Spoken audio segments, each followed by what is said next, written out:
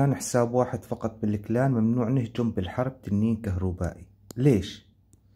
هلا هون انا عندي صديق عم يهجم بالحرب بس بكلان تاني. رح نشاهد اصدقائي ونشوف ليش انا كاتب هذا. الشاب بيهجم تنين كهربائي. يلا لنشوف. يعني هجوم التنين الكهربائي هو من أسوأ الهجمات، يعني بيختفي بسرعة وما رح يسكره. يعني قبل ما اتفرج على الهجوم متى ما شفت واحد عم يهجم تنين كهربائي يعني ما رح يسكره، مستحيل يسكره. تمام. هلأ منشوف التنين الكهربائي كيف راح يختفي.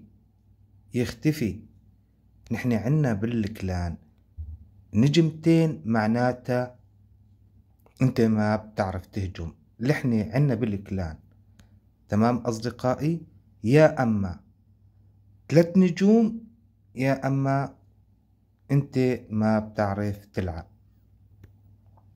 طبعا أصدقائي جابوا 62%، يعني هجوم ضعيف جدا.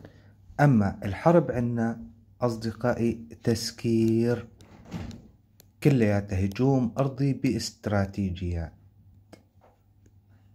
الخصم ما سكر، تمام غوالي، ولا رح يسكر. أي شخص أصدقائي بحب ينضم لكلان السوري الذهبي من أساطير الكلانات ومن الأوائل. شوفكم بخير والسلام عليكم ورحمة الله وبركاته.